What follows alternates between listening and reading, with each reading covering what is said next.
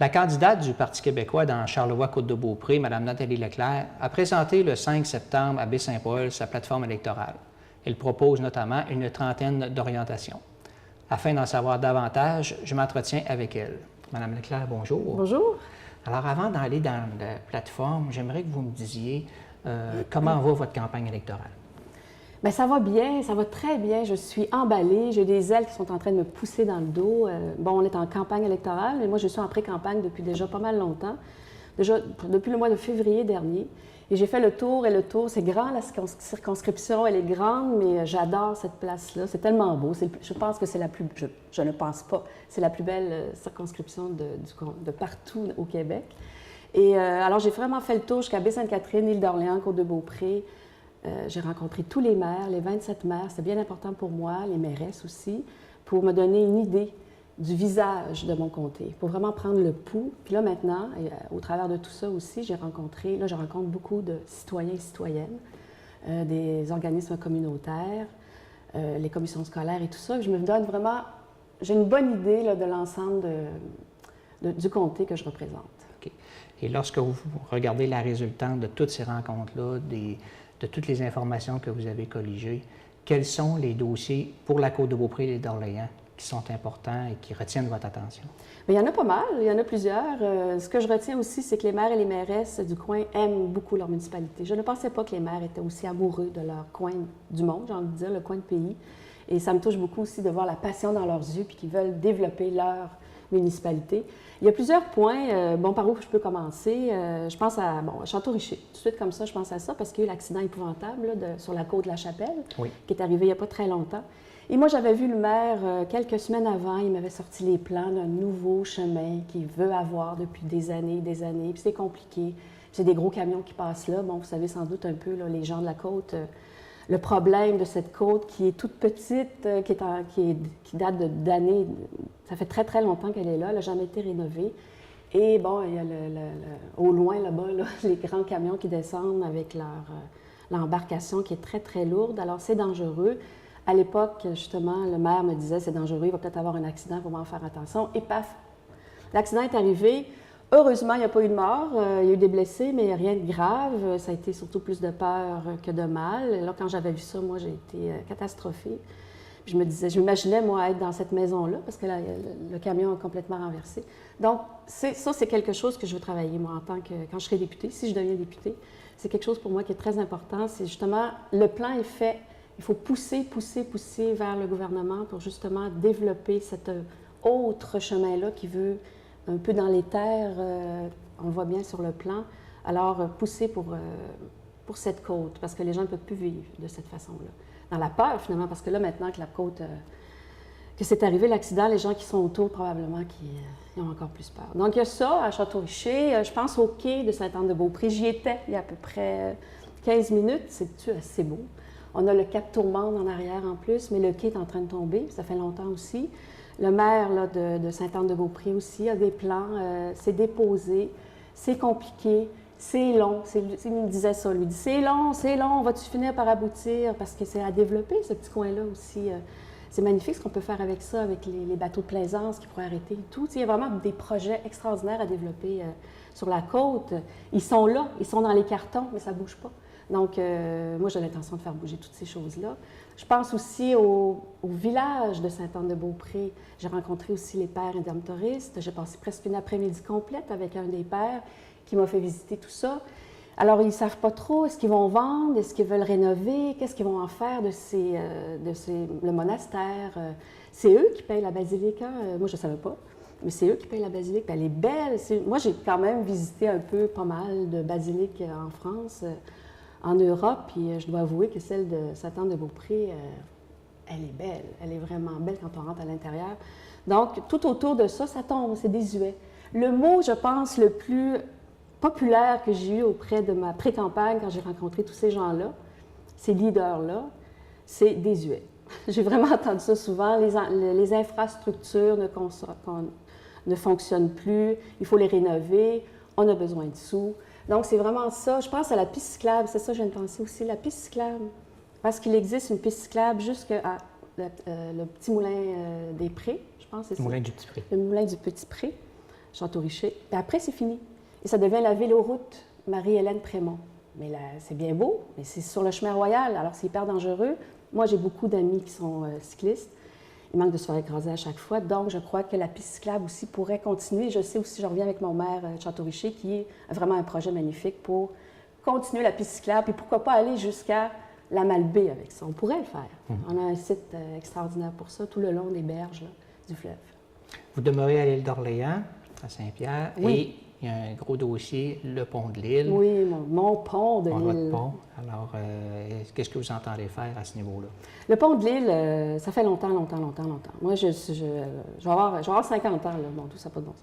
Je vais avoir 50 ans et puis on en parle depuis au moins 20 ans, 25 ans. On a toujours cette espèce de peur qui tombe, sans non plus avoir trop peur parce qu'on sait qu'il est entretenu, mais il n'est qu'entretenu. Il n'est pas...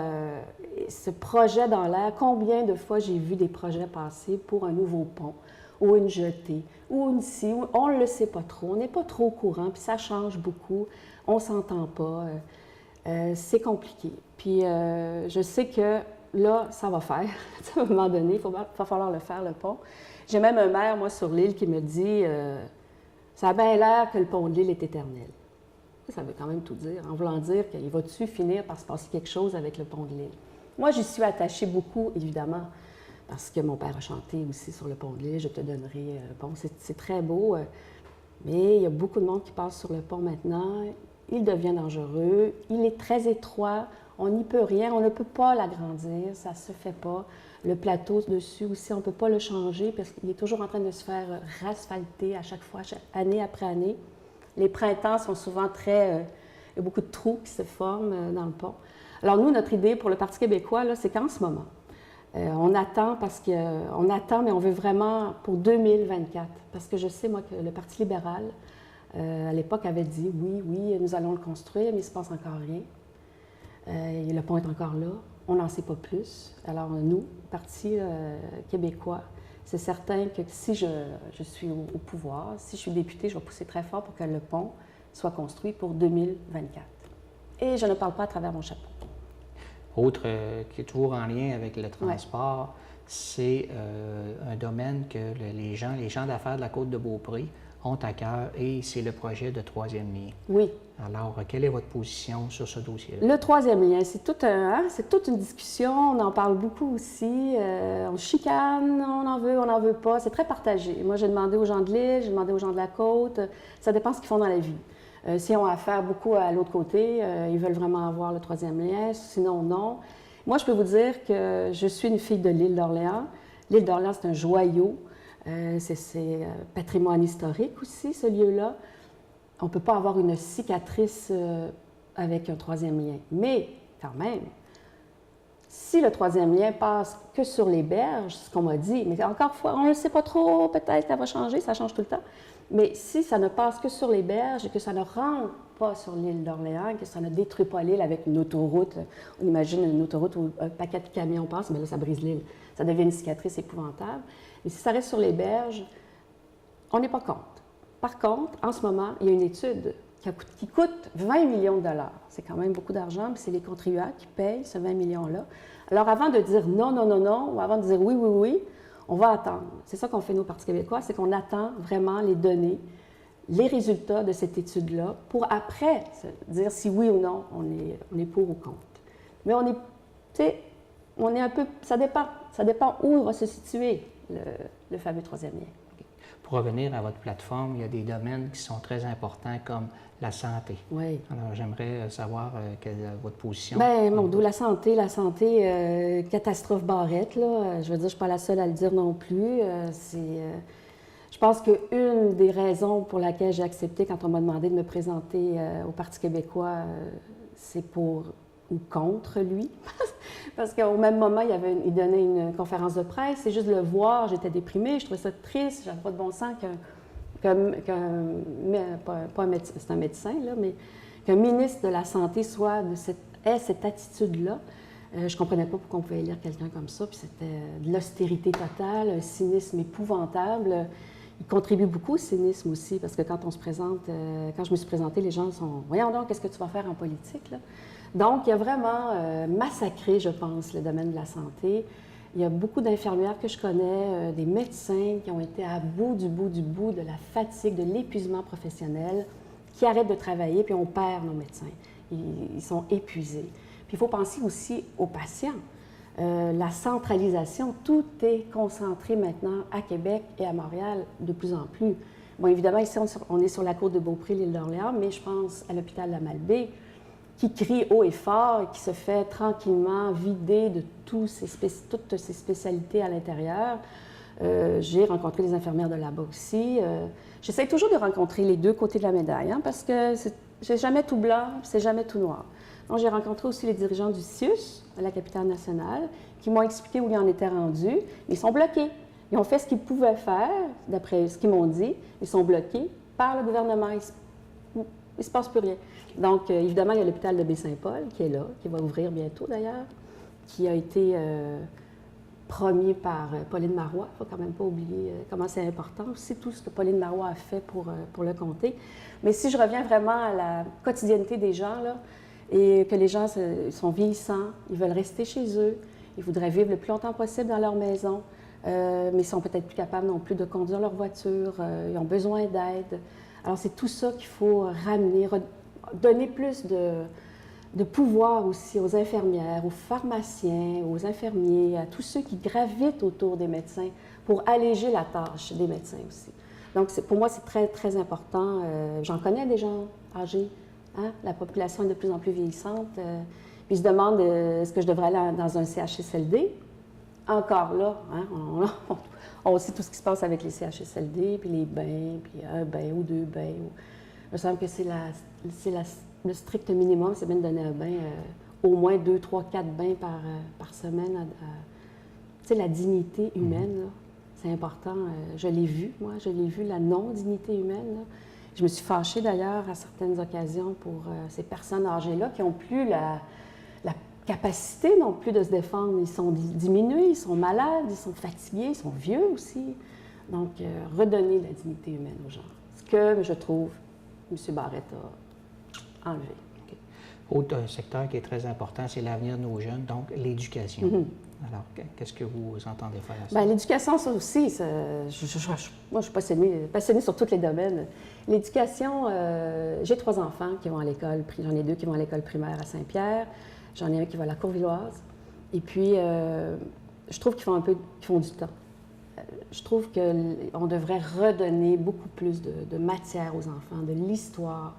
On pense à une citoyenneté québécoise, un cours de citoyenneté québécoise, d'où on vient, nous autres, là, nous les Québécois, d'où on vient pour mieux comprendre les autres aussi, avoir une connaissance de notre pays à nous, je veux dire, de nos Québécois, nos racines, nos artistes, nos économistes aussi, tous ces gens-là qui ont façonné le Québec, là.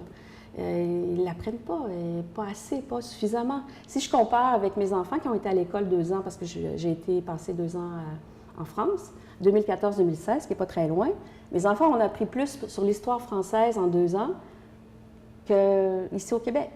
Donc, il y a un problème là-dedans. Il se passe quelque chose. J'en ai même parlé au ministre, par hasard, je l'ai rencontré, le ministre de l'Éducation, Sébastien Proulx. Puis il me disait, c'est pas moi qui décide, mais je dis, c'est pas vous, c'est qui? C'est qui? Donc, oui, il y a les hauts fonctionnaires. On me parle beaucoup des hauts fonctionnaires parce que le gouvernement change peut-être aux 4 ans, mais les hauts fonctionnaires demeurent là aussi. Il faut être assez, qu'on soit dans l'opposition, je pense, ou qu'on soit au pouvoir, il faut être très persévérant en tant que député pour tenir les dossiers, pour confronter finalement les hauts fonctionnaires et garder notre point et y croire aussi. Moi, je sais que j'ai ça, moi, je découvre ça. J'ai toujours été très persévérante, je suis une coureuse de marathon. Alors, je suis très patiente et quand je crois en mes projets, puis quand je crois fondamentalement en mes choses, j'y arrive. J'y arrive et puis je suis très tenace. Donc... La côte de Beaupré, l'île d'Orléans, ça abonde d'attraits touristiques. Oui. Au niveau du tourisme, qu'est-ce que vous entendez faire? Bien, écoute, d'ailleurs, je rencontrais hier le parc maritime, je ne sais pas si vous les connaissez, les gens du parc Sylviane, oui, à Saint-Laurent, Sylviane Pilote, qui est en poste depuis 1 an, qui a tout plein de projets extraordinaires, elle a une passion folle. J'y ai promis, je vais aller l'aider, c'est certain, parce qu'elle veut développer le côté maritime du parc maritime, parce que Saint-Laurent, c'est très maritime. Oui. Puis il n'y en a pas au Québec. Il n'y a pas vraiment au Québec cette proximité-là avec le fleuve Saint-Laurent. Aussi, elle a les deux pieds dans l'eau, à Saint-Laurent, où ils sont situés. Puis elle veut agrandir tout ça. Alors, c'est vraiment un super beau projet à apporter. Il y a beaucoup de... Bon, je pense à Baie-Saint-Paul aussi, le musée qui est là-bas. Ils ont reçu quand même Bordua cet été. Est-ce qu'on en a entendu vraiment parler? Pas assez, je trouve, parce que Bordua, c'est Bordua. C'est pas, c'est quand même quelqu'un d'extraordinaire. Alors, je pense que sur la culture, pour moi, de toute façon, vous savez, la langue française pour moi, puis l'écriture. Puis si on pouvait donner des livres aux enfants aussi, un livre par enfant de nos Québécois qui écrivont, parce que, bon, j'écris aussi, c'est pas très payant à écrire, c'est difficile d'être auteur. On peut pas être auteur à temps plein, il faut avoir un autre emploi à côté. Donc, c'est tout ça qui... ça forge aussi le Québec, les artistes. Puis moi, j'aimerais ça aussi que les artistes se prononcent plus en politique. C'est peut-être pour ça le cynisme. Parce que depuis quelques années, on dirait que les politiciens, les comptables, les médecins ont pris beaucoup de place, les économistes, les hommes d'affaires, ils sont beaucoup en politique. Mais il faudrait peut-être avoir un peu d'artistes aussi au travers de ça. Comme à l'époque de René Lévesque, je pense à Gérard Godin, entre autres, là, ça donne du rêve aussi, ça enlève le cynisme, ça met de la beauté. Je trouve que ça manque beaucoup, ça, en politique. La maudite langue de bois. Tout le monde est écœuré d'en entendre parler. Donc, et moi aussi. Madame Leclerc, je vous remercie beaucoup pour l'entrevue. Ah, merci beaucoup.